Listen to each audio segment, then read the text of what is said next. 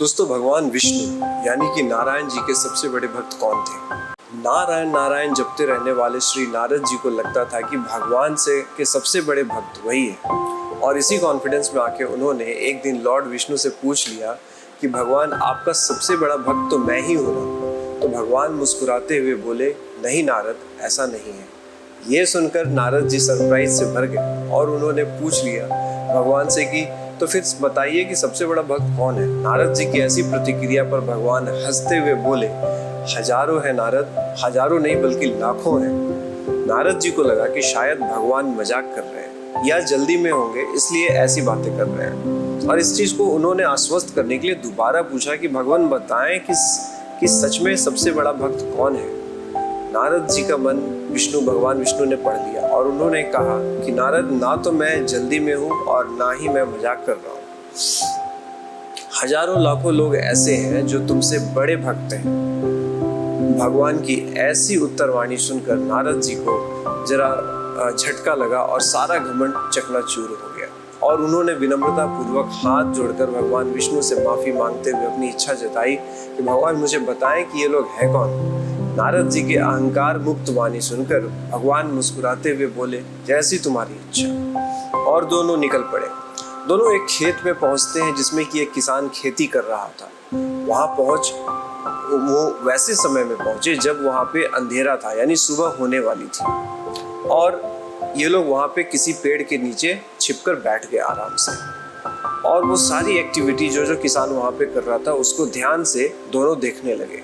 जल्दी दोपहर भी हो गई, पर किसान को कोई फर्क नहीं पड़ा। वो उसी तत्परता के साथ काम कर रहा था, वैसी मेहनत के साथ काम कर रहा था जैसा कि मॉर्निंग में कर रहा था वो। और ये सारा कुछ देखकर, चूंकि सुबह से दोपहर हो चुकी है, तो नारद मन ही मन संतोष में डूबे जा रहे थे कि इसने अभी तक एक बार भी नारायण को याद तो किया ही नहीं है।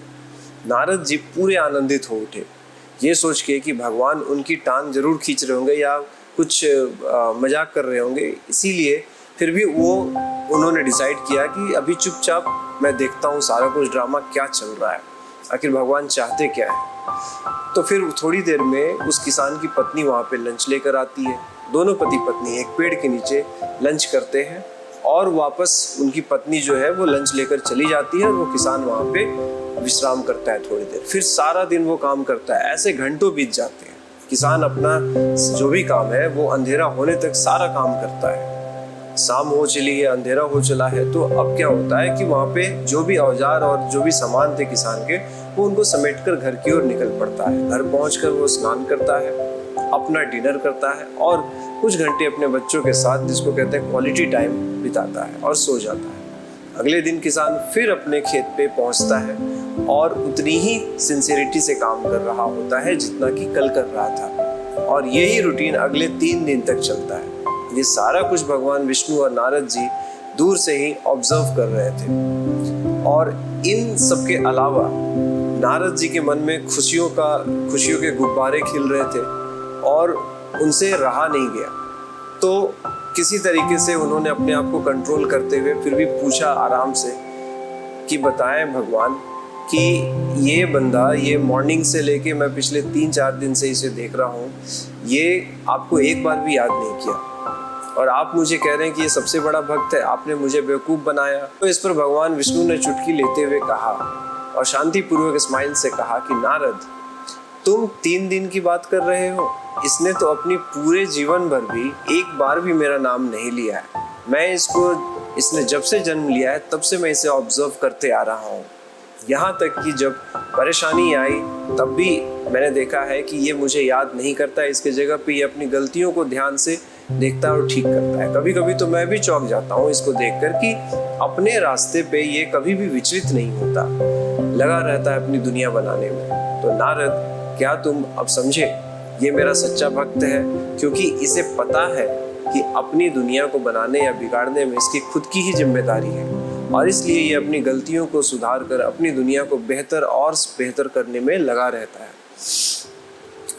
ना तो ये कभी मुझे डिस्टर्ब करता है और ना ही मुझसे कभी कोई एक्सपेक्टेशन, ये अपेक्षा करता है। और सबसे बड़ी बात कि बिना लक्ष्य के ये कभी भी इधर उधर भटकता नहीं है, वो भी नारायण नारायण करते हुए, जैसे कि तुम।